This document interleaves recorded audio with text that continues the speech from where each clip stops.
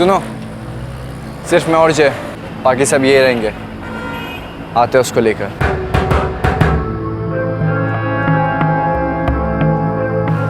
चल।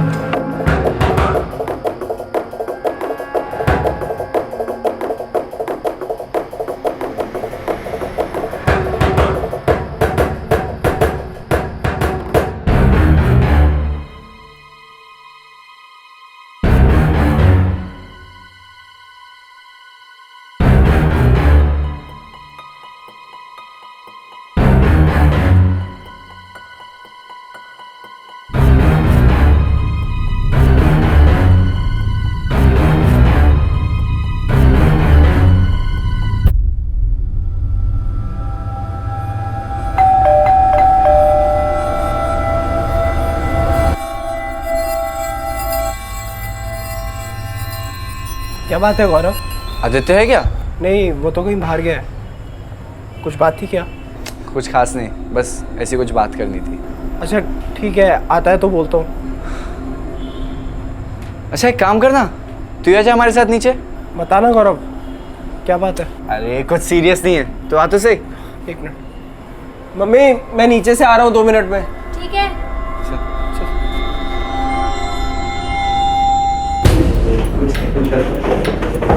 बताना यार, बात क्या है? कुछ नहीं यार। यार आदित्य से कुछ हुआ है क्या? अरे कुछ नहीं, चल। यार बताना, आदित्य ने कुछ किया है? और ये सब क्यों आए हैं यहाँ? तो चल हमारे साथ रहो। नहीं बताना यार कुछ। अरे आना यार।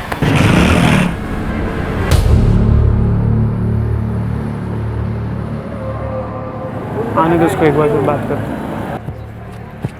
क्या हुआ? क्यों बुला? गौरव का फ़ोन आया था, मीटिंग के लिए बोल रहा है। मुझे लगा तुम दोनों साथ रहोगे तो सही रहेगा। और क्या बोला? उसका ही है। हाँ गौरव बोल। हेलो आदित्य, तेरा भाई राहुल हमारे पास है। पास है मतलब? क्या बोल रहा है? होटल की पीछे वाली गली में आजा, सब बताता हूँ। ये गौरव, क्या गेम खेल रहा है तू?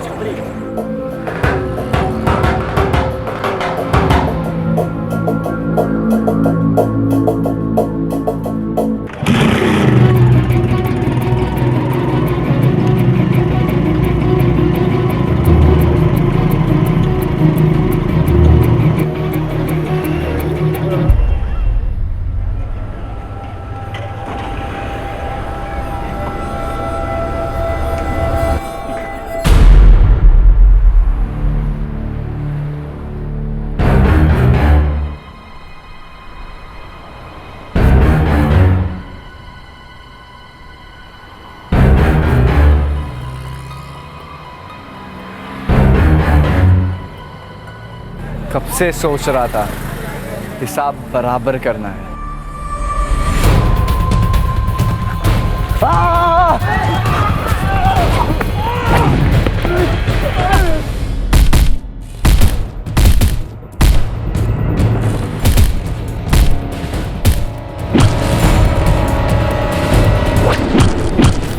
प्लीज मेरे भाई को बचा लीजिए, प्लीज भाई साहब मेरे।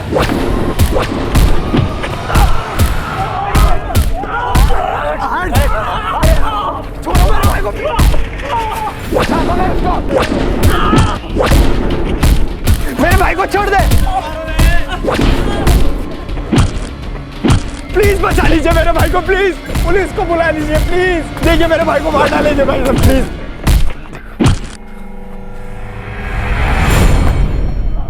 और साले बहुत शाना बनता है ना।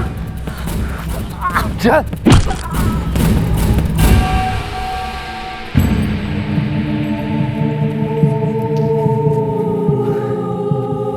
चल चल, कट ले यहाँ से। आदि आदि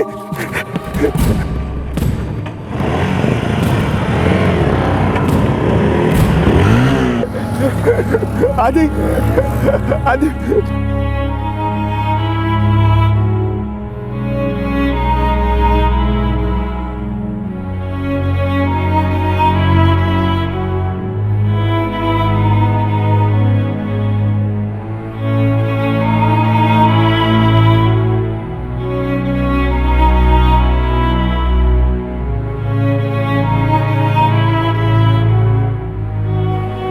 13 अप्रैल 2012 मुंबई के अंधेरी ईस्ट इलाके की एक सड़क पर 16 वर्षीय आदित्य की हत्या हुई। हत्यारे उसके हम उम्र थे। इस मर्डर के चश्मदीद गवाह थे आदित्य का बड़ा भाई राहुल, उस सड़क के दुकानदार और राह चलने वाले आम मुंबईकर। यह हत्या रात को 10 और पौने 11 बजे के बीच हुई, जब मुंबई की सड़कों पर काफी चहल पहल रहती है। लेकिन इस सब के बावजूद आदित्य के भाई राहुल को उसे हॉस्पिटल ले जाने के लिए टैक्सी तक बहुत मुश्किल से मिली।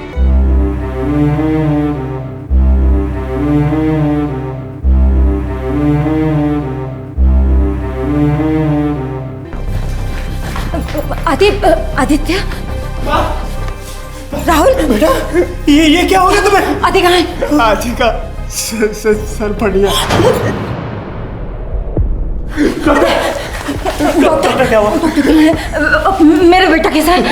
आई एम सॉरी, हम आपके बेटे को नहीं बचा पाए। पुलिस को बुलाना होगा। जो है आदित्य को कितने अच्छे से जानता था? दोनों एक ही ट्यूशन क्लास में जाते थे। कौन सी class? Success coaching class sir, यही माँ काली में।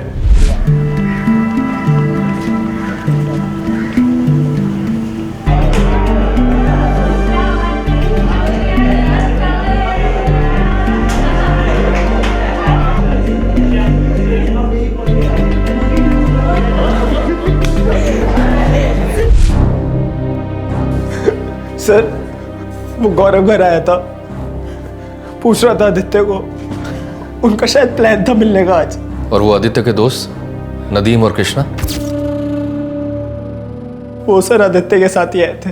लेकिन आदित्य का साथ नहीं दिया, दोनों भाग गए। हाँ सर, जैसे गौरव और उसके दोस्तों ने अटैक किया, दोनों भाग गए सर। गौरव का एड्रेस पता है? गौरव का एड्रेस नहीं पता, लेकिन हाँ नदीम और कृष्णा को जरूर पता हो। बॉडी को पोस्टमार्टम के लिए भेज दो और ये नदीम और कृष्णा को थाने ले आओ। Okay sir. नदीम और कृष्णा का एड्रेस तो पता होगा? हाँ सर, उनका पता है।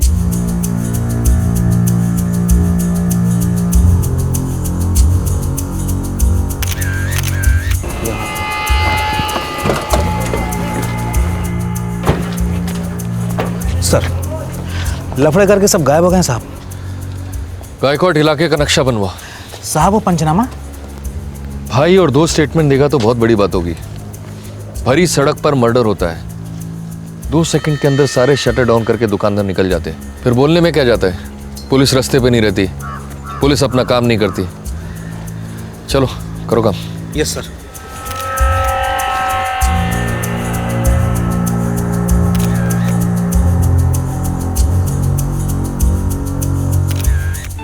ये झड़प सरेआम हुई थी, लेकिन फिर भी भीड़ में से एक भी आदमी इसे रोकने के लिए आगे नहीं आया। ये कोई नई बात नहीं है। हम सभी अक्सर सड़कों पर 2 लोगों या 2 ग्रुप्स के बीच में हिंसा होते देखते हैं, लेकिन दखल देकर उस हिंसा को रोकने से कतराते हैं, क्योंकि हम उसमें इन्वॉल्व नहीं होना चाहते। लेकिन जब बात आती है ऐसी वारदातों के खिलाफ मोमबत्ती वाला मोर्चा निकालने की, तो नागरिक पूरे उत्साह के साथ तुरंत हाजिर हो जाते हैं। हम कब तक ऐसी वारदातों के लिए पुलिस को दोष देते रहेंगे? एक आदमी आपसी दुश्मनी की वजह से दूसरे का कत्ल करने का प्लान बनाता है। पुलिस अंतर्यामी तो नहीं है कि उसके इरादों को पहले से ही भांप ले। सर, मैंने उन लड़कों को रोकने की बहुत कोशिश की थी, पर वो मन बना के आए थे कि आज तो मारे डालेंगे, और जाने से पहले आदित्य को इतनी जोर से धक्का दिया कि उसका सर पेमेंट से टकरा गया सर। बस सर, उसके बाद तो मैं उसको जगा ही नहीं सका सर।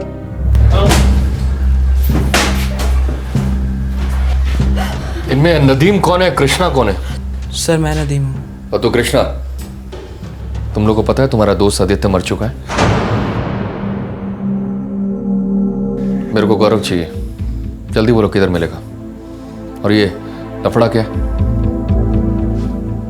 सर आज मेरा बर्थडे है, तो हम लोग मेरे घर पे सेलिब्रेट कर रहे थे। फिर कृष्णा और आदित्य अपने अपने घर को चले गए, और अचानक थोड़ी देर बाद आदित्य का मेरे पास कॉल आया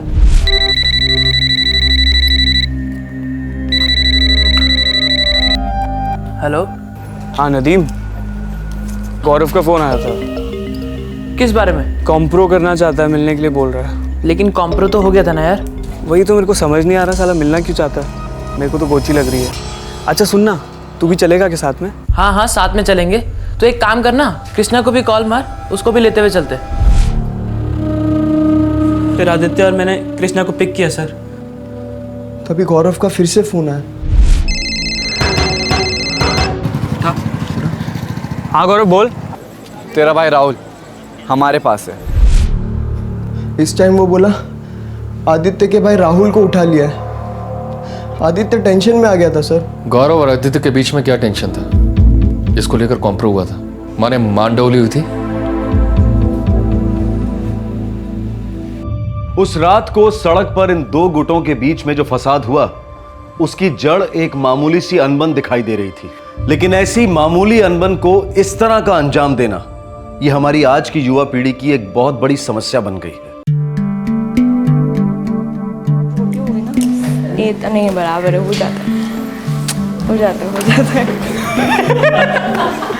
हे श्रेया, हाय।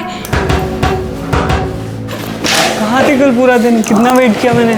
एक्चुअली डैड कल घर पे जल्दी आ गए थे और कुछ मेहमान भी, तो रुकना पड़ गया। तो बता देती, फ़ोन कर देती, टेक्स्ट कर देती।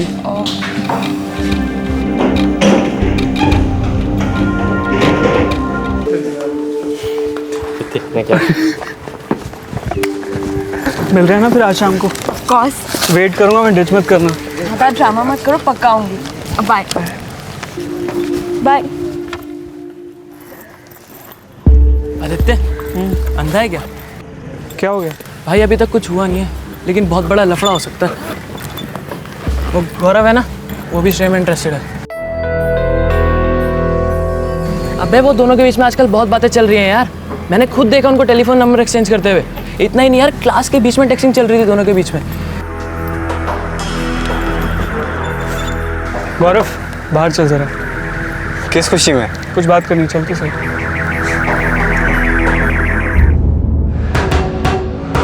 अबे ओ, श्रेया क्या तेरी प्राइवेट प्रॉपर्टी है जो मुझसे बात भी नहीं कर सकता? श्रेया मेरे ग्रुप की लड़की है। थी, तेरे ग्रुप में थी, अब वो मेरे ग्रुप में। देख यार गौरव, तू उससे दूर रह, समझ गया? आदित्य देख, अपनी ना तो फ्रेंडशिप और ना कोई लफड़ा है, फिर भी मैं तेरी हेल्प कर रहा हूँ। क्या मतलब? मतलब ये कि श्रेया एक टाइम पास आइटम है यार, सीरियस मत हो उसको लेके। भड़का मत तू मेरे को। श्रेया बहुत डिसेंट लड़की है। डिसेंट? तो ये देख, तेरी डिसेंट लड़की ने कितना डिसेंट एसएमएस भेजा है मुझे। देख, श्रेया और मैं बीबीएम पर है। टोपी लगा रहा है तू मेरे को? मैं क्यों तुझे टोपी लगाऊंगा? मैं तो तेरे आंखों पे से बंधी हुई पट्टी हटा रहा हूं। ये देख।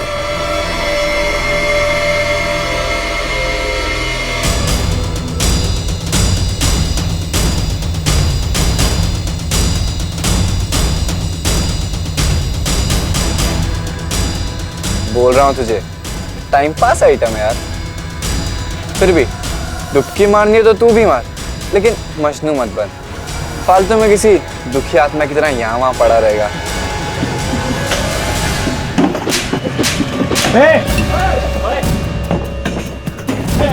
क्या चल रहा है सब? हाँ चलो बंद करो, चलो देखो जो करना है बाहर जाके करो, सब बाहर चलो, बाहर चलो, बाहर चलो, बाहर चलो, चलो बाहर। तो उस थप्पड़ के बदले में आदित्य की जान ली गई? हाँ सर हम पक्का नहीं बोल सकते। सर वो थप्पड़ वाली बात के बाद गौरव ने भी उंगली करना शुरू कर दिया था। वो सीधा आदित्य की मम्मी को फोन मारने लगा।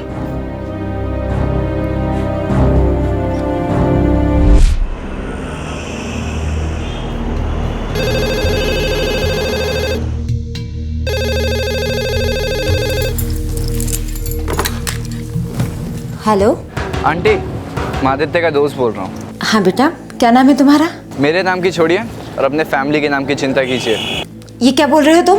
आपका बेटा full on out of line चला गया है। 24 घंटे लड़कियों के पीछे घूमता रहता है। और लड़कियां भी ऐसी ना आंटी कि आप देख लोगी तो उल्टी कर दोगी। देखो कौन हो तुम, चाहते क्या हो? मुझे आप अपना एक वेल विशर समझिए और अपने बेटे को तरीके से रहना सिखाइए। समझाइए उसे कि ये लड़कियों का पागलपन भूल जाए। अगर आप भी बैठ के तमाशा देखती रही ना आंटी, तो एक दिन पूरी फैमिली सर्कस बन जाएगी और फिर पछताने से भी कुछ नहीं होगा, कुछ नहीं। हेलो सुनो, हेलो। अब देखो क्या आदित्य का क्या होता है। सही है बहुत। मेरा आदित्य लड़कियों के पीछे भागता है? नहीं। व्हाट नॉनसेंस आदित्य, मैं और गौरव सिर्फ ओके ओके टाइप फ्रेंड है। अगर एक फोटो खींच भी ली तो बिग डील। श्रेया, तुम मेरे ग्रुप को बिलोंग करती हो। मैं किसी को बिलोंग नहीं करती। पर श्रेया, तुम और मैं सिर्फ अच्छे फ्रेंड्स है। Only good friends, that's it. Oh okay, only good friends. और तुम और गौरव, तुम दोनों क्या हो? तुम उसे नॉनवेज मैसेज करती हो ना? दिस इज टू मच यार। जासूसी की भी कोई हद होती है। मैंने उसे सिर्फ फनी मैसेजेस भेजे थे। ओके फाइन, अगर मैंने उसे अडल्ट मैसेजेस भेजे भी तो व्हाट? आई मीन हम लोग अडल्ट्स हैं, कोई दूध पीते बच्चे नहीं, ऑलराइट? देखो यार, जो हुआ सो हुआ, नॉट एनीमोर, समझी तुम उसके साथ कोई कांटेक्ट नहीं रखोगी, हाय भी नहीं बोलोगी। You know what Aditya, just go and take a walk. ऐसी धमकियां मैं अपने डैड की भी टॉलरेट नहीं करती, सो जस्ट चिल।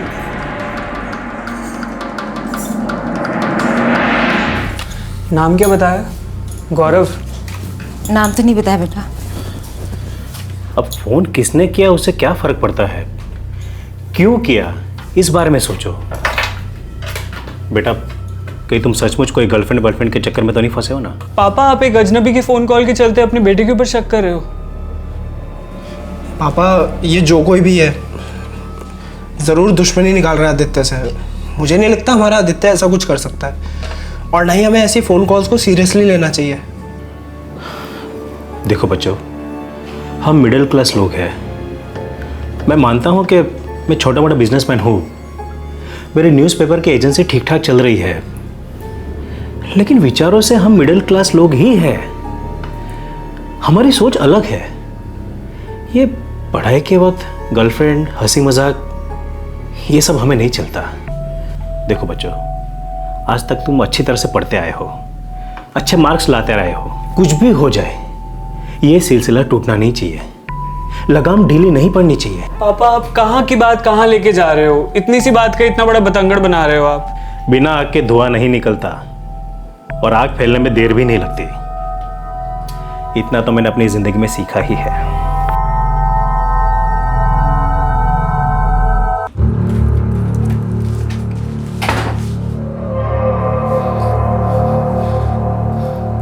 ये आग पक्का उस गौरव की लगाई हुई है भैया। तुझे कैसे पता? अरे मेरी किसी और के साथ उस टाइप की दुश्मनी ही नहीं है। दुश्मनी? कैसी दुश्मनी? भैया, हमारे ग्रुप में ना एक लड़की है, वो उसे ग्रुप से अलग करने की कोशिश कर रहा है, और मम्मी पापा को मेरे खिलाफ भड़का रहा है, लेकिन मैं उसे जीतने नहीं दूंगा। मेरे भाई, मेरी बात सुन। ये लड़कियों वाले मामले होते हैं ना, ये हार जीत वाले नहीं होते। सुन, जाने दे इस बात को। यहाँ दर्द होता है भैया, मुझसे सहा नहीं जाता। उसने उसको BBM पे भी ऐड कर लिया है, उसके और पास जाने की कोशिश कर रहा है वो। अब ये दर्द मुझसे बर्दाश्त नहीं होता भैया। कुछ भी हो जाए, उसको ऐसा करारा जवाब दूंगा, जिंदगी भर याद रखेगा वो।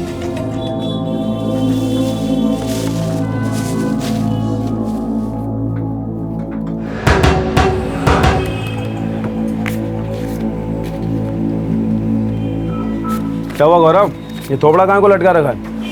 क्या नहीं बाबा। अरे बाप हूँ तेरा, और तुझे अपना दोस्त भी मानता हूँ। मेरे को नहीं बताएगा तो किसको बताएगा? बोल क्या हुआ?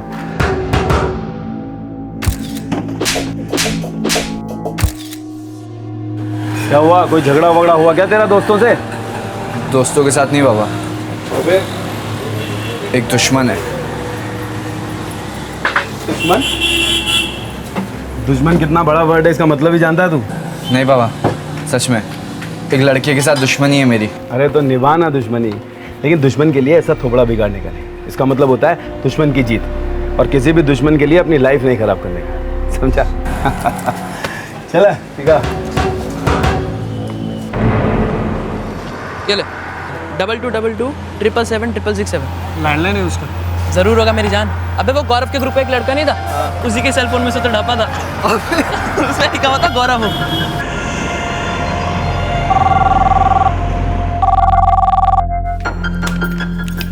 हेलो, आप गौरव की मम्मी हैं? जी हाँ, आप कौन बोल रहे हैं? मैं कौन हूँ उसे आप गोली मारो, पहले आप पहचान लो कि आपका गौरव कौन है, क्या बनने वाला है। क्या बकवास कर रहे हो तुम? बकवास तो आपका बेटा कर रहा है आंटी। साला इतना बड़ा लौंडियाबाज है, कितनी लड़कियों को छेड़ता है और फिर पिटता भी है। देख लो कल को किसी को प्रेग्नेंट कर देगा, जिम्मेदारी आपके सर होगी। बस करो तुम। वही तो मैं बोल रहा हूँ कि उसको बोलो कि बस करे, नहीं तो सारी जिंदगी आप सर पीट पीट के रहोगे। हेलो, ईंट का जवाब पत्थर से, पल्ला रीलोडेड। ईंट का जवाब पत्थर से, और फिर उस पत्थर का जवाब किससे? ये जवाबों का सिलसिला विनाश की निशानी है। लेकिन कुमार अवस्था, टीनेज में जब गर्म खून के अंदर एड्रेनालाइन उधम मचाता है, तब ये ईंटबाजी और पत्थरबाजी बहुत हीरोइक लगती है। लेकिन इस बहादुरी के पीछे की मूर्खता किसी को दिखाई नहीं देती। और फिर ये टेक्नोलॉजी आग में तेल का काम करती है। SMS, MMS, social networking. Technology के ये आधुनिक नमूने वरदान है या श्राप? क्या रोजमर्रा की जिंदगी की सादगी को ये कुचल रहे हैं? हर एजुकेशनल इंस्टीट्यूट बुलंद आवाज में अपनी वैल्यूज और विजन की पब्लिसिटी करता है। हर कोचिंग क्लास इम्तिहानों के दौरान टॉप मार्क्स दिलवाने का वादा करती है। लेकिन जवान लड़के लड़कियां इन कॉलेजेस और कोचिंग क्लासेस में बिल्कुल फिजूल की बातों को लेकर अपनी जिंदगियां उलझा देते हैं। इस केस में ये दोनों लड़के गौरव और आदित्य एक ब्राइट फ्यूचर बाहें फैलाए इनका इस्तकबाल करने के लिए खड़ा था, लेकिन इन दोनों ने बर्बादी को गले लगा लिया। अबे ओ राग मत दे, समझा? अगर पिछवाड़े में 4 आने का भी दम हो ना तो आ जाना कल शाम को 4 बजे तोलानी कॉलेज के पीछे। सालों तुम सबकी पुंगी बजा देंगे। अबे ओ साले, कायरा वाली धमकी अपने पास रख, समझा? कौन बजेगा और कौन बजाएगा वो तो कल ही पता चल जाएगा। आज ही 4 बजे तोलानी कॉलेज के पीछे आ रहे हैं साले। वो सुरभि चौल के लड़कों को भी बोलते। सोहेल, दीपक और कल्पेश, ये तीनों तो गारंटीड आएंगे। सुपर, फोड़ डालेंगे सालों को।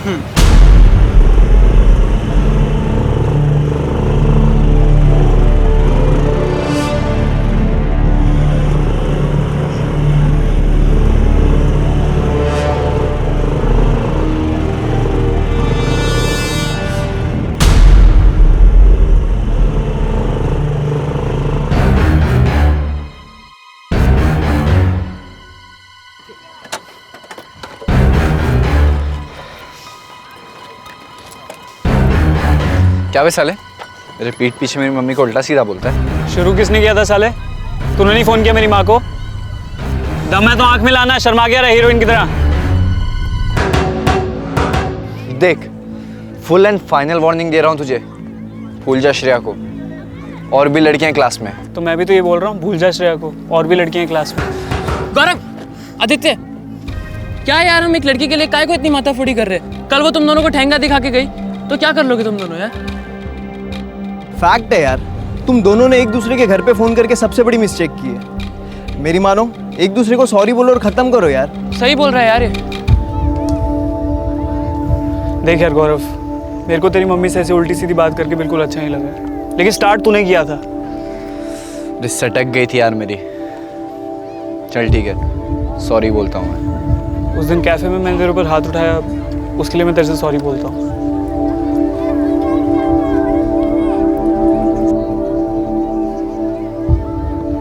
हाथ मिलाना।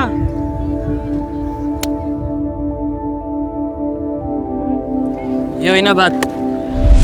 जब सब कुछ सेटल हो गया था तो गौरव और उसके दोस्तों ने आदित्य पर हमला क्यों किया? उसे क्यों मार डाला? सर वो तो हमें भी मालूम नहीं है।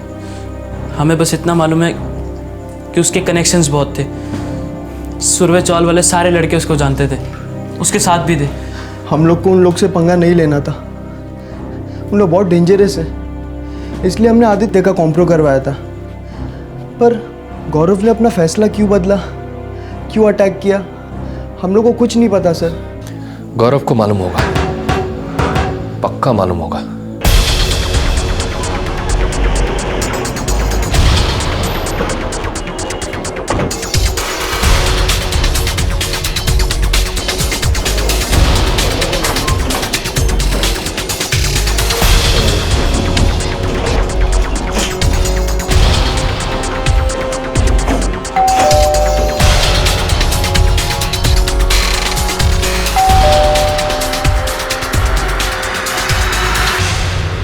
गौरव कहाँ है? क्यों, क्या हुआ इंस्पेक्टर? गौरव कहाँ है? वो अपने कमरे में सो रहा है। क्या बात क्या हो गई? बहुत सो लिया, अब जागने का वक्त आ गया है। बताओ कहाँ है? लेकिन इंस्पेक्टर ये तो बताइए, गौरव ने किया क्या? गौरव ने अपने क्लासमेट आदित्य का मर्डर किया है।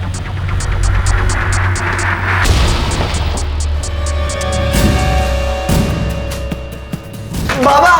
इंस्पेक्टर साहब, सर आप ऐसे कैसे ले आ सकते हैं मेरे बेटे को? ठीक है, आप भी चलिए, आपके सामने पूछताछ होगी। बाकी के लड़के कहाँ मिलेंगे तू बताएगा। बाबा!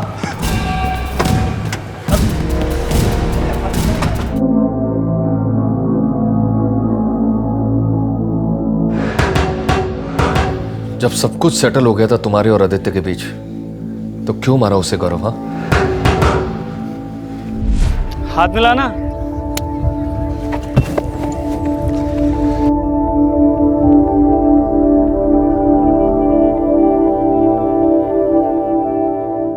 चल। गौरव, तूने सच में मिट्टी डाल दी क्या? छोड़ना यार, सॉरी बोला ना उसने, बात खत्म। ये अच्छा है। हाँ, पहले सबके सामने उसने तेरे को थप्पड़ मारा और उसके बाद प्राइवेट में एक पिद्दी सी सॉरी बोल दी।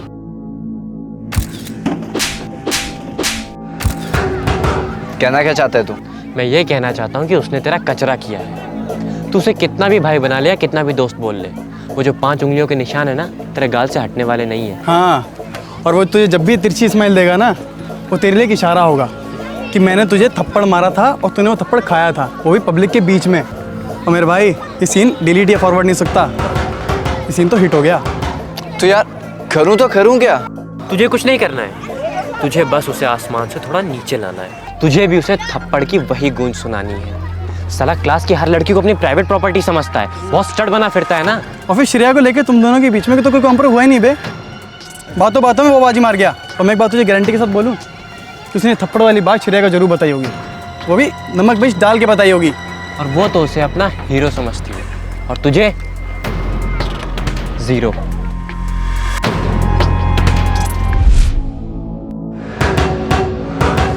बस मुझे उसकी रूखी सूखी सॉरी पसंद नहीं थी, तड़पाना चाहता था उसे, ईंट का जवाब पत्थर से देना चाहता था।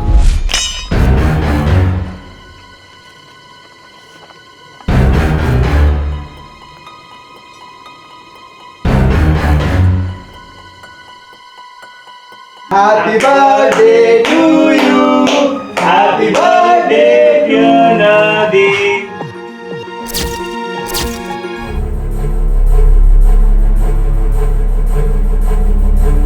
अबे ओ, जल्दी कर। गौरव, बात तो सिर्फ एक थप्पड़ की हुई थी ना, तो फिर ये हॉकी और सरिये वरिये किस लिए? ईंट का जवाब पत्थर से, थप्पड़ का जवाब डंडे से। देख गौरव, सोच ले, रिस्क है, अगर कुछ भी उल्टा सीधा हो गया ना तो वाट लग जाएगी। तुम लोग काहे के लिए टेंशन ले रहे हो यार? अबे यार, कुछ केस वेस हो गया तो?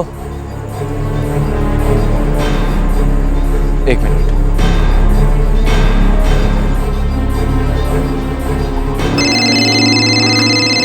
कितना है? 70 रिटर्न दे दे।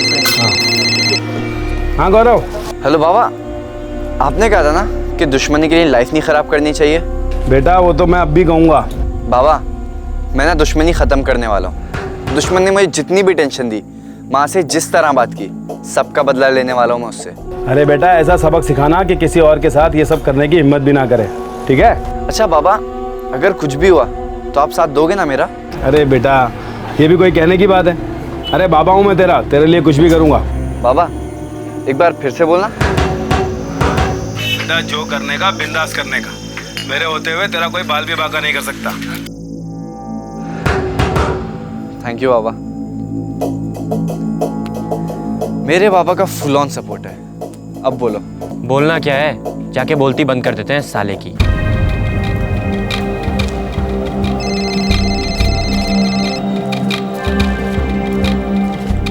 हाँ गौरव बोल। हेलो आदित्य, बैठने का प्रोग्राम है, आ रहा है क्या? आज? हाँ अभी। ये क्वार्टर मारते, चीयर्स करते, दोस्ती के नाम। अरे यार, आज तो पॉसिबल नहीं हो पाएगा, कल बैठते हैं ना शाम को। क्या यार, हीरो के गिरी खाएगी गिरी यार। तो आजा मैदान में, होटल के पीछे वेट कर रहा हूँ तेरा। नहीं आएगा बेबो। अब नहीं आएगा तो उठा लेंगे इस साले को, क्या बोलते हो? और फिर हमने आदित्य के भाई राहुल को उठा लिया।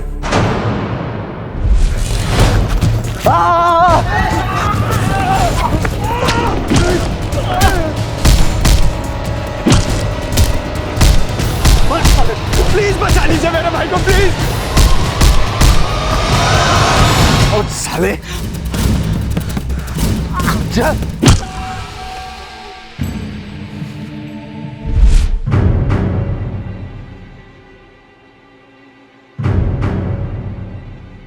इन सबका स्टेटमेंट लो शिंदे, जुवेनाइल कोर्ट में पेश करेंगे।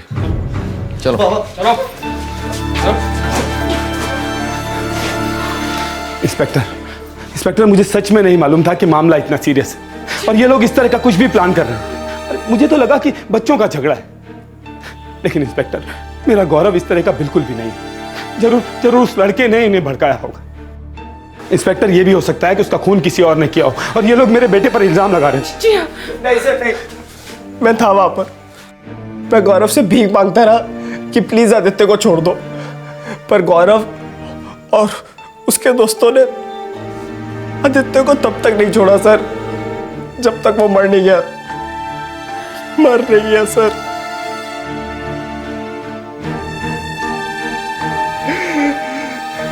आपका बेटा डिस्टर्ब था, वो दुश्मनी निकालना चाहता था और आपने एक पल भी उसे रोकने की कोशिश नहीं की।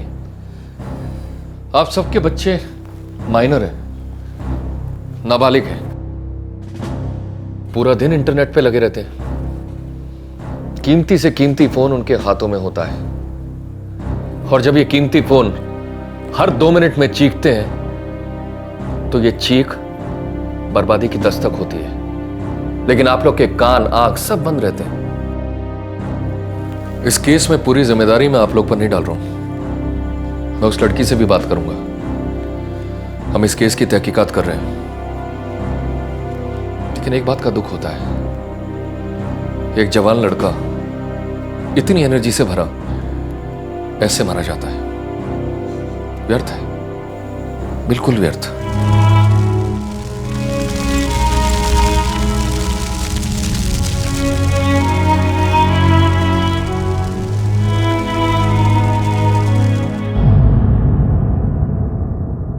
सॉरी सर, मैं इन सब में बिल्कुल इन्वॉल्व नहीं थी। मुझे तो पता भी नहीं था कि बात यहाँ तक पहुँच जाएगी। पता था तो उन दोनों से सारे रिलेशंस तोड़ देती सर। मुझे तुम्हारे फोन की जरूरत पड़ेगी श्रेया। तुम तीनों के बीच में जो भी मैसेजिंग हुई है उसकी सारी डिटेल्स मुझे चाहिए। Sure sir. ठीक है, आप लोग जा सकते हो, जरूरत पड़ी तो मैं फिर बुलाता हूँ।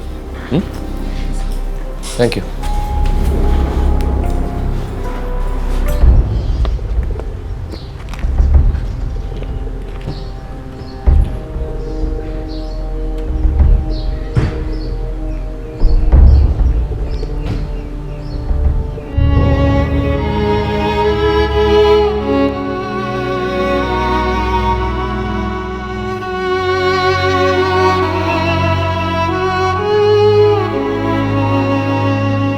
एक जवान जिंदगी हमेशा के लिए खो दी गई।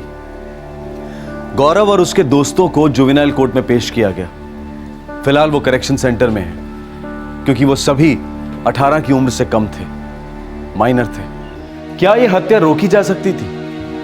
बिल्कुल रोकी जा सकती थी अगर पेरेंट्स और कोचिंग क्लास के टीचर्स इस फसाद के बुलबुले को सुन लेते। लेकिन क्या कोई ऐसा तरीका है जिससे इस तरह के फसाद और खतरे के बुलबुले सुनाई दे जाएं? क्या यह हत्या इस सड़क पर रोकी जा सकती थी? बिल्कुल रोकी जा सकती थी अगर आसपास के लोग, गाड़ियां, दुकानदार, इनमें से कोई भी एक ठोस एक्शन लेता, पुलिस को इत्तला करता, तो जरूर कुछ हो सकता था। लेकिन ज्यादातर लोगों ने बस एक ही सवाल उठाकर अपनी जिम्मेदारी पूरी कर ली, और वो सवाल था, उस सड़क पर कोई पुलिसमैन ड्यूटी पर क्यों नहीं था? दोनों लड़के पढ़ी लिखी सभ्य मिडिल क्लास फैमिली को बिलोंग करते थे। झगड़ा हुआ था एक लड़की के फोन मैसेज को लेकर। लेकिन क्या यह केस ईव टीजिंग का था, या फिर यह झगड़ा दो टीनेज लड़कों के बीच एक लड़की का अटेंशन पाने के लिए हुआ था, या फिर वो लड़की बिल्कुल इनोसेंट थी और उसे जबरदस्ती सब में घसीटा गया था। सारे सवालों के बाद एक ही बात बार बार जहन में आती है कि जो हुआ वो बिल्कुल नहीं होना चाहिए था। ये भटके हुए जज्बात, ये भटका हुआ गुस्सा और भटकी हुई वन अपमैनशिप, बहुत बड़ी कीमत वसूल की इसने। हमारे आज के एपिसोड की दूसरी कहानी।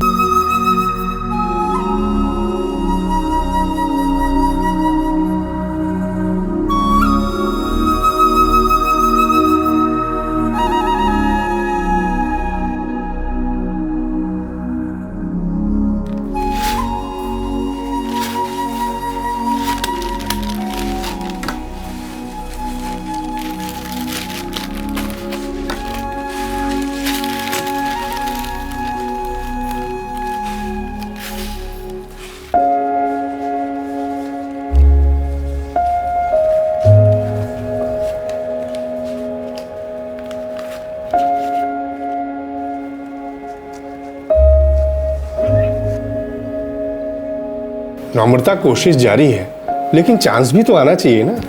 गोपिता, जल्दी कुछ करना पड़ेगा, इतनी आमदनी में और नहीं होगा। नई नौकरी चाहिए गोपिता। तेरी हालत समझता हूं मैं, जरूर कोई न कोई रास्ता ढूंढ निकालूंगा। हिम्मत रख गोपिता, मुझ पर 2 बच्चों की जिम्मेदारी है जो तू तेरे तलाक के बाद अकेले ही निभा रही है। समझता हूँ, सब समझता हूँ। मुश्किल दौर है, लेकिन तू टूटना नहीं। होगा, कुछ न कुछ जरूर होगा। बहुत जल्द खुशखबरी सुनाऊंगा नम्रता, भरोसा रख अपने गोपीदा पर।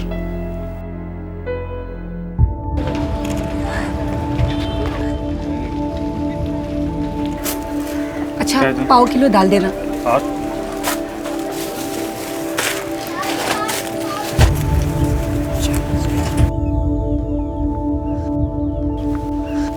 আরে নম্রতা দি, কেমন আছো? আমি ভালো আছি রিনা, তুই? वही रोज का तरकारी लेने जा रही हूँ। अच्छा रीना, मेरी एक मदद करेगी? हाँ बोलो ना दीदी। बीच बीच में आशी और सोनू को तेरे घर भेज दूँ पढ़ाई के लिए। वो क्या है ना, मेरे माँ बाबा के लिए उन्हें संभालना बहुत मुश्किल होता जा रहा है। अरे दीदी, उसमें पूछने की क्या बात है? मैं तो कहती हूँ रोज भेजो उन्हें। इतना सारा होमवर्क दूंगी कि उन दोनों को मस्ती करने के लिए बिल्कुल टाइम ही नहीं मिलेगा। ठीक है रीना, थैंक यू। ठीक है, मैं चलती हूँ, बाय।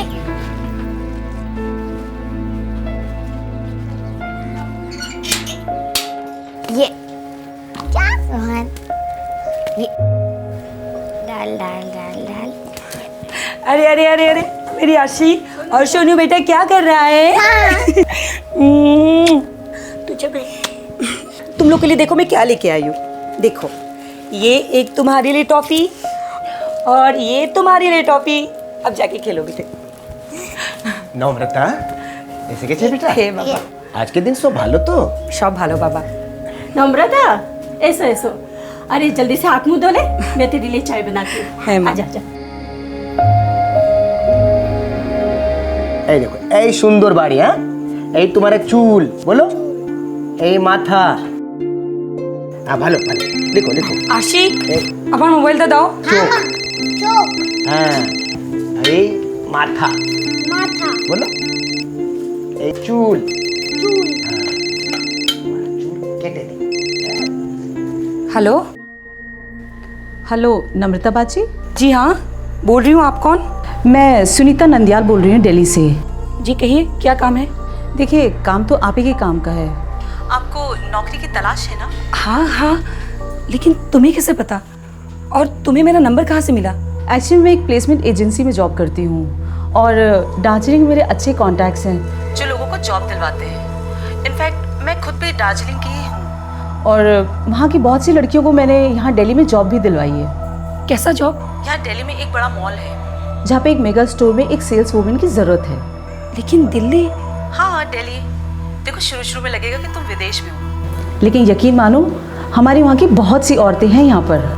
अच्छी सैलरी, रहने की जगह, तुम्हारी किस्मत बदल जाएगी नम्रता।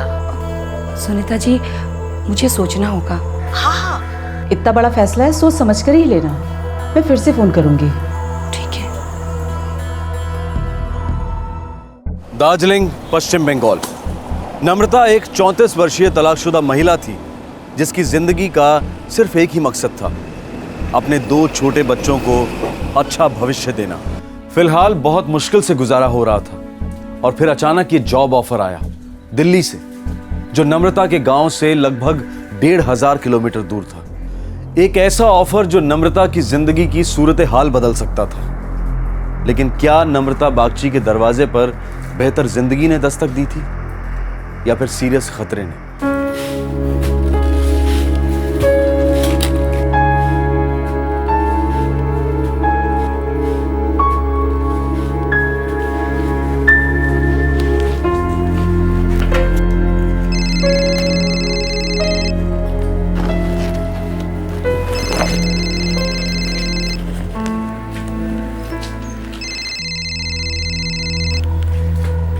हेलो।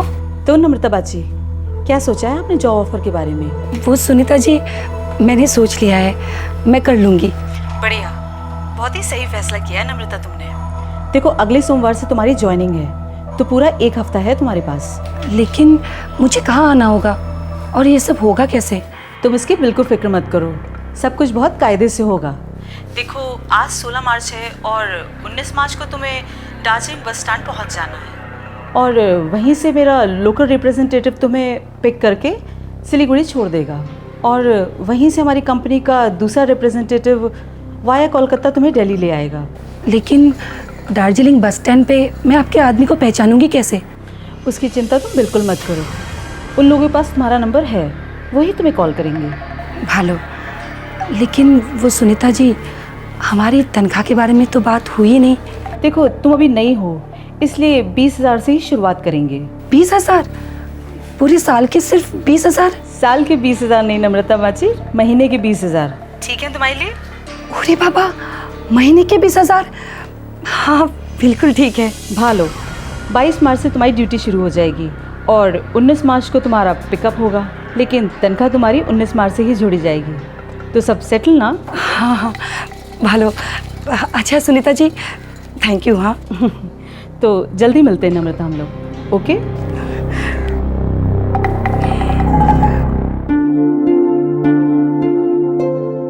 आशी, आबार बोलो हैं? हाँ।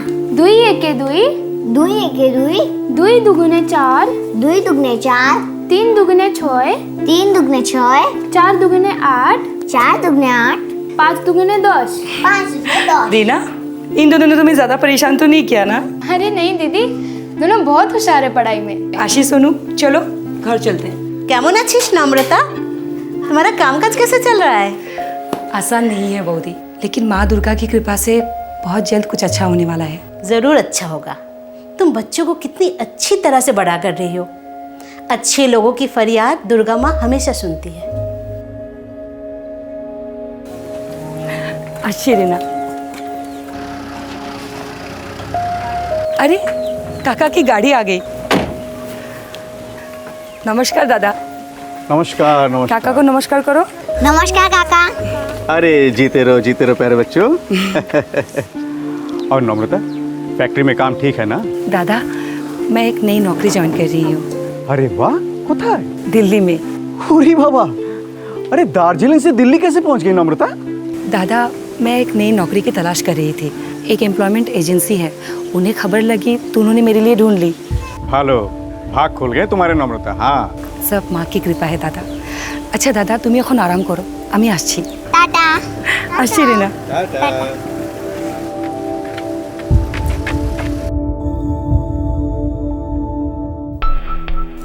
अच्छा है नम्रता, तुम्हारी आमदनी भी अच्छी होगी और दिल्ली में इन दोनों बच्चों का परवरिश भी तुम अच्छी तरह कर पाओगी। बाबा, माँ, पहले मैं वहाँ अकेले ही जाऊंगी और फिर बाद में इन दोनों के लिए आऊंगी। काश तेरा तलाक नहीं हुआ होता ना, तो ये दिन देखने नहीं पड़ते। माँ, जो हुआ उसे बदला तो नहीं जा सकता, लेकिन जो है और आगे जो होगा उसे मैं बदलने की कोशिश तो कर ही सकती हूँ ना।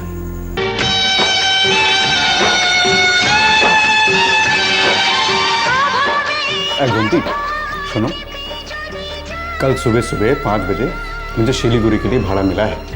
तुम एक काम करना, सुबह 4:30 बजे याद करके मुझे जगा देना। हाँ हाँ, जगा दूंगी। बाबा, नम्रता दी अपने बच्चों के साथ दिल्ली में अकेले कैसे रह पाएगी? इतनी भोली औरत का ऐसे तलाक हो जाएगा कौन जानता था। और फिर अब तो उसके सर पे 2 बच्चों की जिम्मेदारी भी आ गई। यहाँ बड़ी बुरे दिन देखे हैं बेचारी ने। शायद दिल्ली में उसकी किस्मत खुलेगी। माँ दुर्गा उसकी हमेशा रक्षा करे। हाँ माँ, वो तो सब ठीक है, लेकिन फिर भी मुझे कुछ ठीक नहीं लग रहा। दिल्ली बहुत दूर है और बहुत बड़ी भी। न जाने कैसे कैसे लोग होंगे वहाँ। बेटा, उसकी तकदीर में जो लिखा है वो उसे मिलके ही रहेगा, और फिर किस्मत के लिखे को कौन टाल सका है आज तक। नम्रता के पड़ोस में रहने वाली 16 वर्षीय रीना उसके इस फैसले से थोड़ा परेशान थी। उसे ये बात खाई जा रही थी कि दार्जिलिंग की एक तलाकशुदा महिला को दिल्ली में बिना किसी जान पहचान के एक अच्छा जॉब ऑफर दिया गया था और वो अपने बच्चों के साथ वहां सेटल होने जा रही थी। शायद ये उसकी सिक्स सेंस की दस्तक थी जो बिल्कुल जायज थी। 2 दिन बाद नम्रता दिल्ली के लिए रवाना होने वाली थी।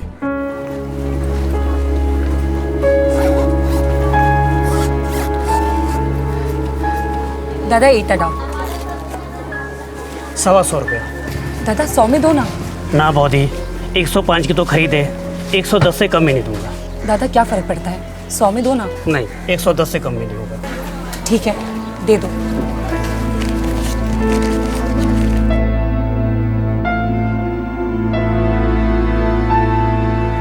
नम्रता दीदी, नम्रता दीदी। अरे रीना तू? अरे लगता है आपने तो पैकिंग भी कर ली। हाँ, वो परसों जा रही हूँ ना मैं। वैसे दीदी एक बात पूछूं आपसे, आपको बुरा तो नहीं लगेगा? अरे ना रे, क्या बात है, बोल। दीदी दिल्ली से एक ऐसे ही औरत ने आपको फोन कर दिया और आप चल दी। अरे नहीं पागल, ऐसी बात नहीं है। पहले मैंने यहाँ के कुछ लोकल लोगों को बता रखा था कि मुझे नौकरी चाहिए। इस औरत को उन्हीं से मेरा नंबर मिला होगा। किसे नंबर मिला? दीदी आपको पता भी है क्या कि यहाँ दार्जिलिंग में कोई ऐसा है जो उस औरत को जानता हो? नहीं, डिटेल में पता नहीं उसको किससे नंबर मिला, लेकिन उस औरत ने बताया कि वो दार्जिलिंग से ही है और उन्होंने यहाँ के कई औरतों को दिल्ली में नौकरी दिलवाए हैं। पता लगवाया आपने किस किस्म की नौकरी? हाँ, बड़े से मॉल में सेल्स वूमन की नौकरी है और तनख्वाह अच्छी खासी दे रहे हैं। किसी को बताना नहीं, महीने के पूरे 20,000 दे रहे हैं। 20,000 महीने के?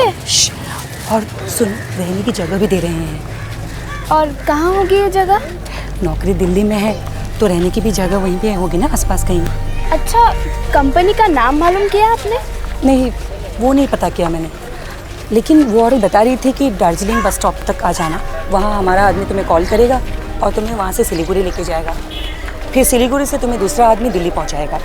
22 तारीख से ज्वाइन कर रही हूँ मैं ड्यूटी। अच्छा रीना सुन, आशी और सोनू को मैं यहाँ माँ बाबा के यहाँ छोड़ के जा रही हूँ। पहले खुद सेटल हो जाऊँ वहाँ पर, फिर वापस इनको लेके जाऊँगी यहाँ से। बीच बीच में अगर हो सके तो मेरे बच्चों का ख्याल रखना रीना। रीना कहाँ खो गई तू? कहीं नहीं दीदी, कहीं नहीं।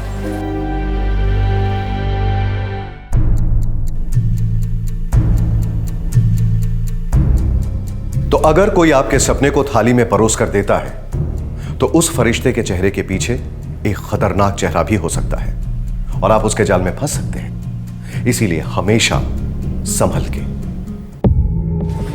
नम्रता दीदी, आप उन्हें नहीं जानती, वो आपको नहीं जानते, तो भी उन्होंने आपको 20,000 की नौकरी दी और रहने के लिए घर भी, वो भी दिल्ली में। आपको डर नहीं लगता? थोड़ा बहुत डर तो लगता ही है रीना, लेकिन उनका ऑफर इतना अच्छा था कि इसीलिए तो इतने सारे पैसे, वो भी आपका काम बिना जाने। नहीं रीना, वो औरत हमारे इलाके की ही है, सुनीता नंदियाल नाम है उसका। वो हमारी मेहनत और काबिलियत को जानती है। मुझे इस औरत को जानना है। क्या मतलब? दीदी मुझे इस औरत का नंबर चाहिए, मुझे उनसे बात करनी है। क्या बात करनी है तुझे उससे? दीदी आप नंबर तो दो प्लीज़। अच्छा ठीक है, देती हूँ।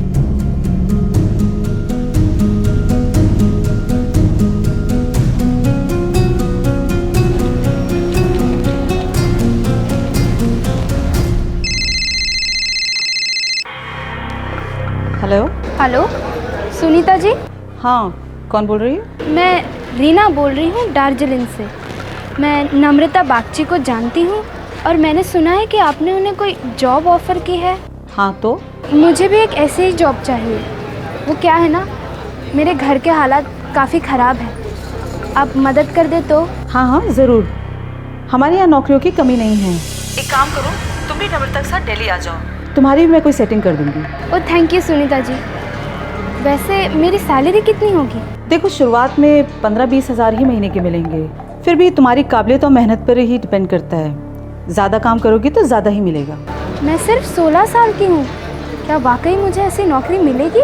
उम्र से कोई मतलब नहीं हमारा, दरअसल तुम्हारी उम्र ही तुम्हारा फ़ायदा करेगी।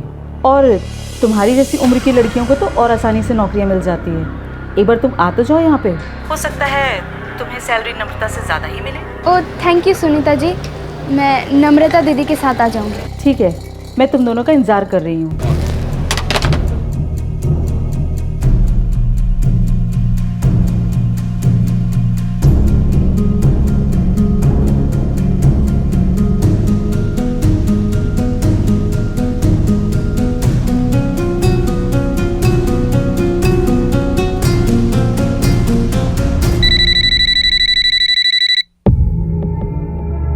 हेलो।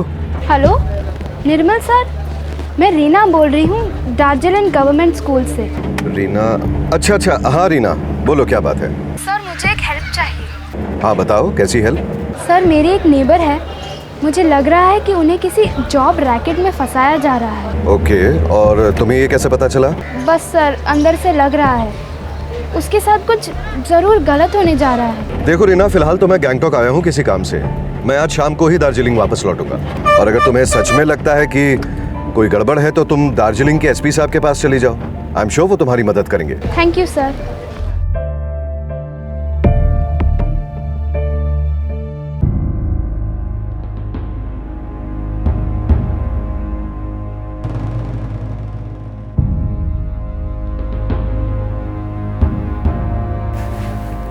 एसपी साहब अब मिलेंगे, आप अंदर जाइए। जी।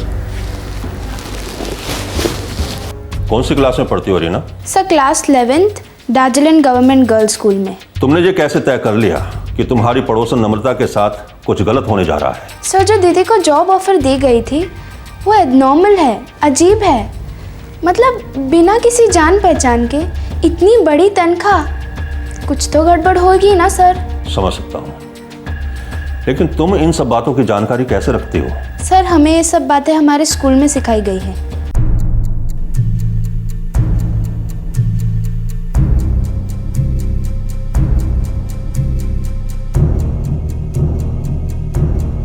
देखो स्टूडेंट्स, मैं घुमा फिरा कर बात नहीं करूंगा। मैं चाहता हूं कि आप सब लोग मेरी बात बहुत ध्यान से सुने। ह्यूमन ट्रैफिकिंग के बारे में जानती हैं आप लोग? No sir. ह्यूमन ट्रैफिकिंग मतलब इंसानों की तस्करी। अच्छा, इतना तो मालूम ही होगा आप लोगों को कि हमारा ये पूर्वांचल इलाका, साथ ही पड़ोसी मुल्क बांग्लादेश, इस पूरे क्षेत्र में कितनी गरीबी है, लाचारी है। Yes sir. तो कुछ लोग हैं, बुरे लोग, बहुत बुरे लोग, जो चील और गिद्ध की तरह हमारे इलाके पर मंडराते रहते हैं, गरीब और बेबस लोगों पर झपट पड़ते हैं, खासकर औरतों पर, आप जैसी लड़कियों पर। उन्हें अच्छी अच्छी नौकरी देने का वादा करते हैं, मुंबई, दिल्ली, कोलकाता, यहां तक कि विदेश का भी झांसा देते हैं। और क्या आपको पता है कि आगे चलकर इन औरतों के साथ, आप जैसी लड़कियों के साथ क्या होता है? उन्हें बेच दिया जाता है, प्रोस्टिट्यूशन के रैकेट में धकेल दिया जाता है। देखो स्टूडेंट्स, आप लोगों को बेकार में डराने का मेरा इरादा बिल्कुल भी नहीं है। मैं बस इतना चाहता हूं कि आप सब लोगों में सावधान रहने की एक आदत पड़ जाए, क्योंकि ये जो ट्रैफिकिंग के एजेंट्स होते हैं ना, बहुत चालाक लोग होते हैं, शातिर लोग होते हैं। अपनी मीठी मीठी बातों से आपका विश्वास जीत लेंगे। उनके लिए हर एक उम्र की औरत या लड़की सिर्फ और सिर्फ एक बिकाऊ चीज है, और अपना मकसद हासिल करने के लिए वो कुछ भी कर सकते हैं, किसी भी हद तक जा सकते हैं। इसीलिए अगर आप सब लोगों के सामने ऐसा कोई ऑफर आता है जो यूं चुटकी में आपकी सारी परेशानियों को दूर करने का वादा करता है, उस ऑफर को आप लोग हर एक एंगल से टटोल कर देखिएगा, और जरूरत पड़े तो सरकार और पुलिस की मदद भी लीजिएगा। एक एनजीओ ने रीना के स्कूल में ह्यूमन ट्रैफिकिंग के बारे में एक अवेयरनेस क्लास कंडक्ट की थी। रीना एक समझदार और होनहार स्टूडेंट थी। उसके सतर्क दिमाग ने उसे दस्तक दी कि नम्रता एक दलदल में पैर रखने जा रही है। अब सवाल यह था कि क्या रीना के डर में कोई सच्चाई थी, या फिर एक 16 साल की टीनेजर का वहम था ये।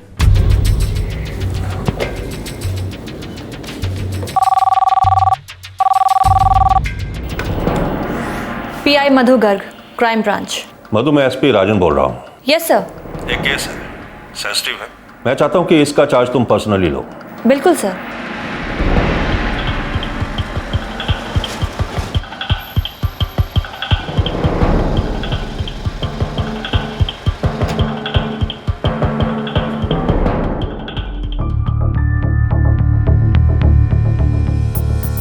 नम्रता, रीना बच्ची नहीं है। इसके मन में जो डाउट्स उठ रहे हैं वो हमारे मन में भी उठ रहे हैं। हमने दिल्ली पुलिस से बात की है और वो लोग ये नंबर ट्रेस कर रहे हैं जिससे आपको फ़ोन आया था, और हमें शक है कि ये कोई एम्प्लॉयमेंट एजेंसी नहीं बल्कि एक पूरा का पूरा रैकेट चलाया जा रहा है। ठीक है मैडम, मैं दिल्ली नहीं जाऊंगी। नहीं, तुम दिल्ली जाओगी। क्या मतलब मैडम? आप बोल रही है रैकेट है और आप ही मुझे उस तरफ भेज रही है। नम्रता, तुम अकेली नहीं जाओगी। तुम्हारे जरिए हम इस पूरे के पूरे रैकेट की कमर तोड़ देंगे। तुम्हें हमारी मदद करनी होगी। तुम नहीं जाओगी तो ये लोग हमारे हाथ में कभी नहीं आएंगे। लेकिन मुझे करना क्या होगा? तुम दोनों प्लान के मुताबिक 19 मार्च की सुबह दार्जिलिंग बस स्टैंड पर पहुंच जाओगी। दिल्ली की सुनीता नाडियाल के रिप्रेजेंटेटिव तुम्हें वहां एक्सपेक्ट कर रहे होंगे। ये आदमी हमारे मुताबिक इस रैकेट की पहली कड़ी होंगे। मैडम जी, आपका काम सही है, लेकिन हमारी बच्ची और नम्रता, इन दोनों को आप खतरे में क्यों डाल रही हैं? आपकी बेटी रीना और नम्रता अब हमारी जिम्मेदारी है।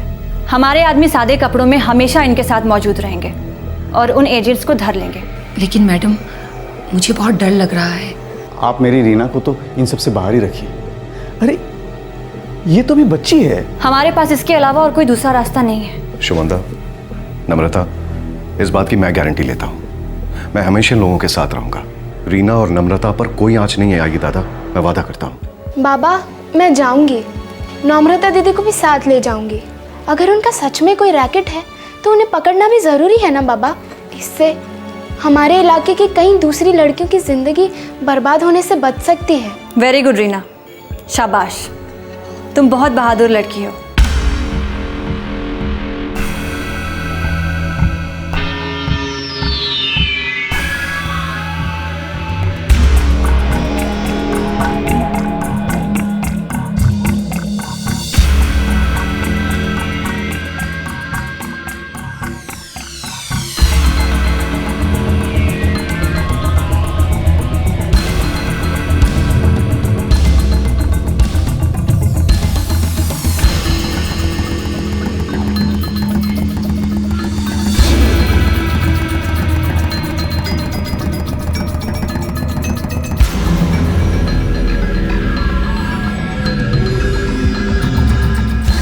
गौरंग, मुझे लगता है कि यही हमारी पार्टी है। चलकर पूछते हैं। तू यहीं रुक, मैं पूछ कर आता हूँ।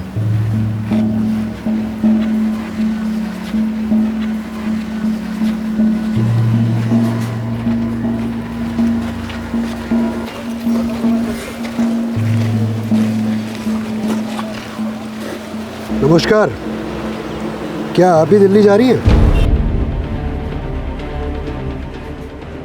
हाँ दादा, आप कौन? जी मैं आपका सेवक। मैं आपको सिलीगुड़ी के दार्जिलिंग चौक तक लेकर जाऊंगा। आइए।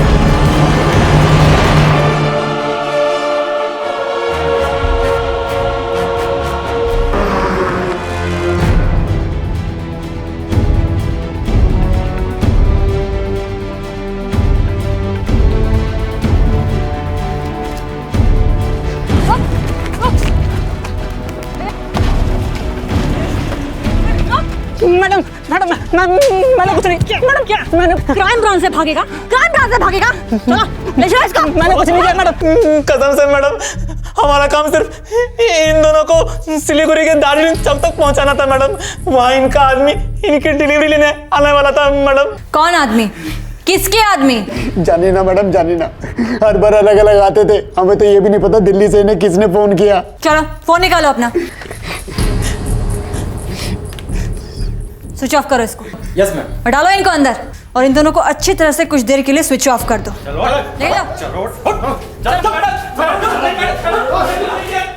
ये दोनों आदमी हमारा पहला पायदान है। अगला पायदान हमें सिलीगुड़ी के दार्जिलिंग चौक पर ही मिलेगा। हमें जैसे भी हो उन तक पहुंचना पड़ेगा मैम। हम उन तक पहुंचेंगे। निर्मल, ये ह्यूमन ट्रैफिकिंग के रैकेट्स एक रिले रेस की तरह होते हैं। हर खिलाड़ी अपने आप से ही दौड़ते हैं और दूसरा खिलाड़ी उसके आने का इंतजार करता है। लेकिन मैम, हम सिलीगुड़ी वालों तक पहुंचेंगे कैसे?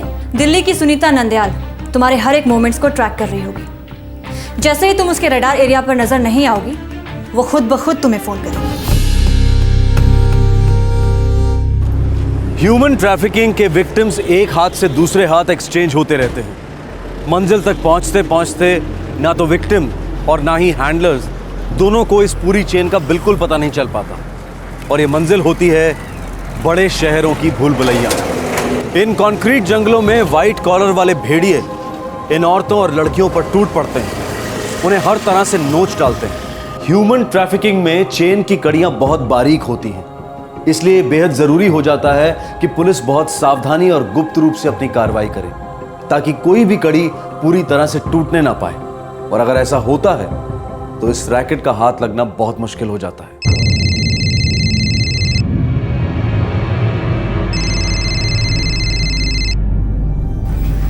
कॉल लो नम्रता और फोन को स्पीकर पर डालो। उनसे कहो कि दार्जिलिंग बस स्टैंड पे तुम्हें कोई लेने के लिए नहीं आया था।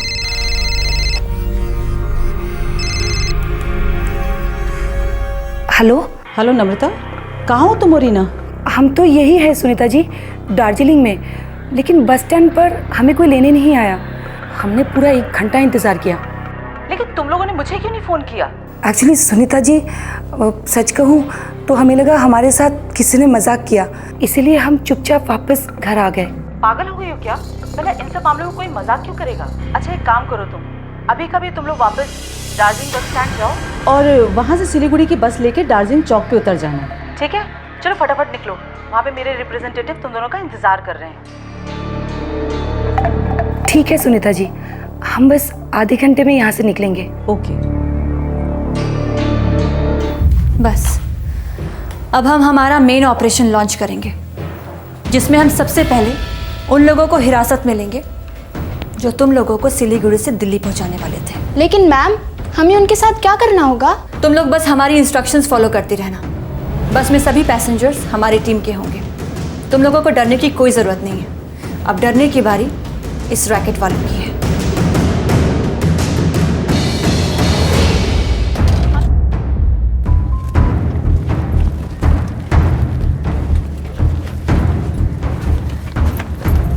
चलो ड्राइवर।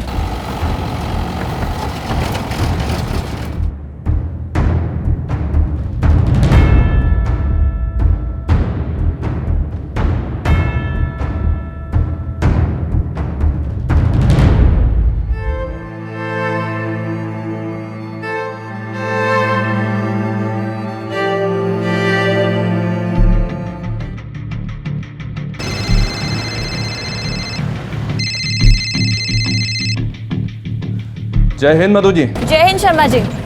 हम इस रैकेट की दूसरी टीम को पकड़ने के लिए निकल पड़े हैं सिलीगुड़ी के लिए। आप दिल्ली के इस सेल पर क्लोजिंग कीजिए। हमने उस नंबर को ट्रेस कर लिया है जी, द्वारका इलाके से ऑपरेट हो रहा है। आप भी फुल अलर्ट पर रहिएगा शर्मा जी। हम जैसे ही सिलीगुड़ी के सेल वालों को अरेस्ट करते हैं, आपको इन्फॉर्म करते हैं। और आपकी कॉल के बाद हम इस सुनीता नांदियाल की खबर लेंगे जी। All the best Madhu ji. आपको भी शर्मा जी।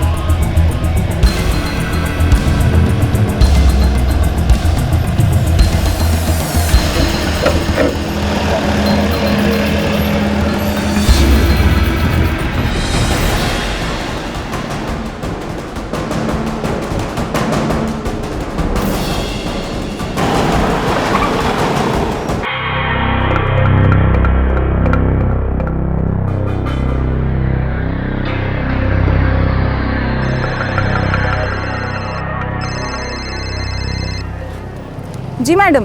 देखो वो दोनों पहुंच ही रहे होंगे। उनसे बात किए हुए करीबन 1-1.5 घंटा हो गया है। मैडम आप टेंशन मत लीजिए, हम हर बस को स्कैन कर रहे हैं, हम उन दोनों को पहचान लेंगे। देखना उसमें से एक औरत होगी 30-35 साल की और एक लड़की है 16 साल की। जी मैडम। और सुनो, अब से मेरा कांटेक्ट बंद हो रहा है, मुझे कोई फ़ोन मत करना और उन दोनों को मैं दिल्ली से पिक करवा लूँगी। ठीक है मैडम।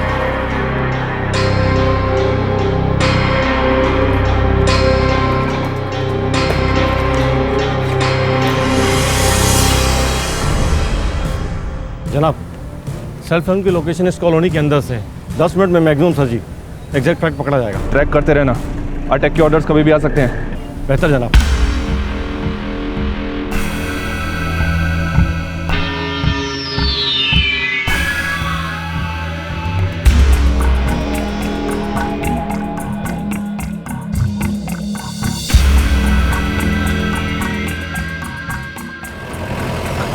देखिए दार्जिलिंग चौक आने ही वाला है। रीना, नम्रता, आप दोनों आराम से जाकर चौक पर खड़ी हो जाइएगा, जैसे कि आप लोग वहाँ किसी का इंतजार कर रहे हैं, और हम लोग वहाँ पर चारों तरफ फैल जाएंगे। ठीक है?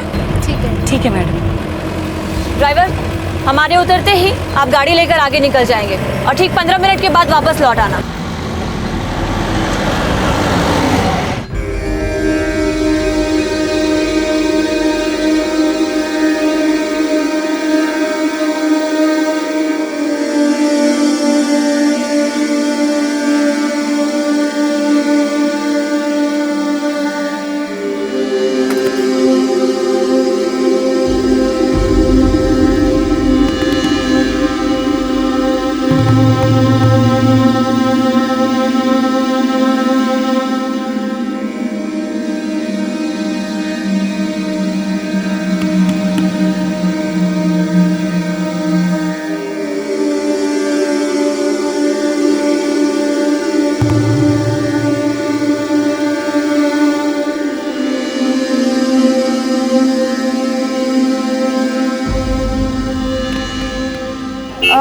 दिल्ली? हाँ जी दिल्ली। सेल्स वुमेन की नौकरी? हाँ सेल्स वुमेन की। अच्छा अच्छा।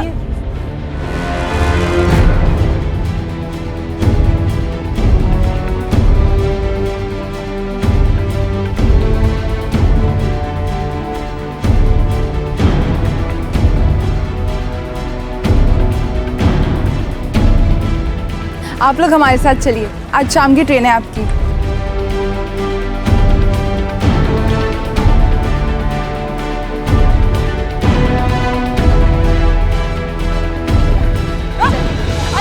अरे कौन है आप? क्या कर रहे हैं? कौन है सब लोग? कौन है सब लोग? अरे क्या कर रहे हैं आप लोग?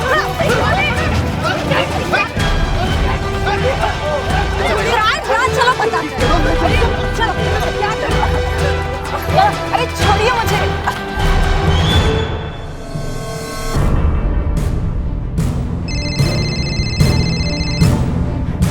हाँ मधु जी, हाँ फ्लैट ट्रेस हो चुका है। दूसरी कड़ी हमारी कस्टडी में आ गई है, आप सुनीता को धर लीजिए। जी बहुत अच्छा, धावा बोलने का टाइम आ गया है।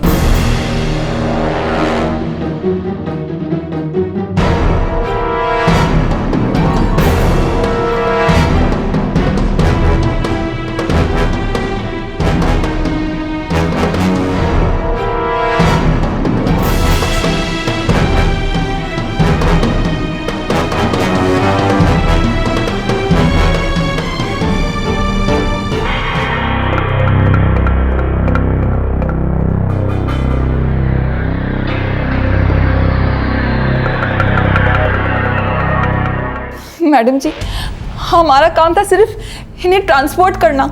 हमारा काम तो इन दोनों को ट्रेन तक पहुंचाने का था। और ट्रेन में कोई दूसरा चार्ज लेने वाला था जो पार्टी को दिल्ली लेके जाता। मैम, दिल्ली वाली सुनीता नाडियाल छू हो गई है। दिल्ली पुलिस जब तक वहाँ पहुँची तब तक काफ़ी देर हो चुकी थी, और मैम उसका मोबाइल स्विच ऑफ है। Shit, damn it. कौन है ये दिल्ली की बिल्ली? मैडम, आज तक सिर्फ फोन पे ही बात हुई है मेरी, आज तक कभी देखा नहीं है उसे, कभी मिली नहीं। जब जब हम कोई नई पार्टी को सिलीगुड़ी स्टेशन पे ले जाते हैं, हमें हमारी मजदूरी मिल जाती है, लेकिन देने वाला हर बार कोई ना कोई दूसरा ही होता है। हमें हमारी मेहनत के पैसे और जो सिलीगुड़ी वाले को देना होता है वो मिलाकर एक राउंड फिगर दे देते हैं। दिल्ली से मैडम ने फ़ोन करके कहा था कि दार्जिलिंग वाले चूक गए हैं और पार्सल अपने आप आ रहा है। बंद कर दो इन लोगों को अंदर, और जो कुछ भी इनके अंदर है सब कुछ बड़े प्यार से निकलवाओ। कौन कौन से एजेंट्स हैं, कहाँ कहाँ से पिकअप किया है, आज तक कितने सारे पार्सल्स पहुंचाए हैं, सब कुछ इनसे उगलवाओ। लेकिन याद रखना, ये लोग मरने नहीं चाहिए, ठीक है? हल्के हल्के थप्पड़ों से शुरुआत करो। ले जाओ ना यहाँ से, जाओ।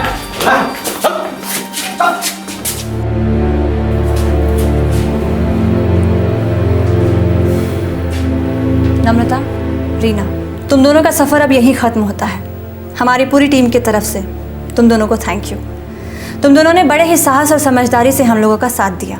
अब इस ऑपरेशन को हम लोग अपने तरीके से हैंडल करेंगे। निर्मल, यस मैम। तुम्हारा एनजीओ बहुत अच्छा काम कर रहा है। हम लोग जब इस रैकेट को पकड़ेंगे तब पकड़ेंगे, लेकिन तुम्हारे कारण आज एक औरत की ज़िंदगी बच गई है। कॉन्ग्रेट्स। Thank you.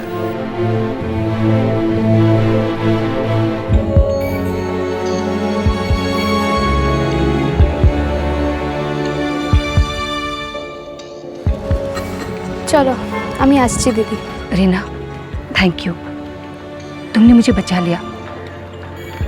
अगर आज अकेली में दिल्ली चली गई होती तो पता नहीं कहाँ पहुँच गई होती। दीदी मजबूरी में ऐसे जाल में फंसना बड़ा आसान होता है ना, किसी के साथ भी हो सकता था, शायद मेरे साथ भी। वो तो अच्छा हुआ कि स्कूल में हमें ये सब बातें पहले ही सिखाई गई थी और आज काम भी आई। बस हमें हर कदम पर बच बच कर चलना होगा। क्या करें, दुनिया ही ऐसी है। अच्छा दीदी, मैं चलती हूँ।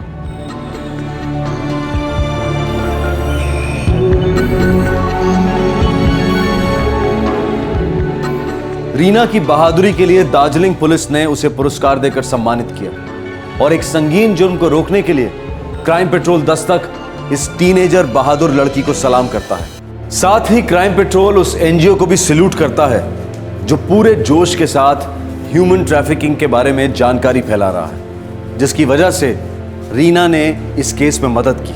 ह्यूमन ट्रैफिकिंग एक बहुत ही सीरियस जुर्म है जो बहुत तेजी से फैल रहा है। फ्लैश ट्रेड के ज्यादातर विक्टिम्स शिकार होते हैं एक झूठे वादे के, एक बेहतर जिंदगी का वादा जो कभी पूरा नहीं होता। पीड़ितों का एक बहुत छोटा हिस्सा इस रैकेट के चुंगल से भाग निकलता है। कुछ लड़कियों को पुलिस बचा लेती है, एनजीओज बचा लेती हैं, लेकिन इन पीड़ितों का एक बहुत बड़ा हिस्सा इस देश के महानगरों और विदेशों के कुछ शहरों में बिखरा दिया जाता है। गुमनाम, बेसहारा और अक्सर बीमार इन औरतों के साथ दिन रात रात दिन हैवानियत चीर फाड़ करती है। इन जिंदा लाशों का दिलो दिमाग सुन पड़ जाता है। भरी रोशनी में भी सिर्फ अंधेरा नजर आता है। बस सांसें चलती हैं तो उन 4 पैसों के लिए जो इनके दूर गांव में बैठे परिवारों को एक वक्त की रोटी नसीब करवाती हैं। क्या फ्लैश ट्रेड को हमेशा के लिए खत्म किया जा सकता है? शायद कुछ हद तक कम तो किया ही जा सकता है अगर इस रैकेट की छोटी से छोटी कड़ी को भी बड़ी से बड़ी सजा दी जाए। शायद तब कम हो सके जब सिर्फ एक मजबूत कानून ही नहीं बल्कि एक मजबूत सामाजिक अभियान उन लोगों के ज़मीर को दस्तक दे जो इस विकृति का मजा लेते हैं। लेकिन ये एक आइडियल सिचुएशन है जो शायद हकीकत में कभी मुमकिन ना हो पाए। लेकिन एक चीज पॉसिबल है, अवेयरनेस, जानकारी। अगर ह्यूमन ट्रैफिकिंग के सभी पहलुओं को स्कूल और कॉलेजेस में वर्कशॉप के द्वारा इन पिछड़े हुए इलाकों में बार बार हैमर किया जाए तो इन ट्रैफिकिंग के दलालों के हाथ लड़कियां इतनी आसानी से नहीं लगेंगी। और ये कोशिश फ्लैश ट्रेड के खिलाफ लड़ाई में एक बहुत बड़ी जीत है, जैसा कि आज के इस केस ने साबित कर दिया। आपसे फिर मुलाकात होगी क्राइम पेट्रोल दस्तक के एक और एपिसोड में। तब तक अपना ख्याल रखें, सुरक्षित रहें। जय हिंद। इस तरह के और भी एपिसोड देखने के लिए हमारे चैनल को सब्सक्राइब करें और बेल आइकन दबाना ना भूलें।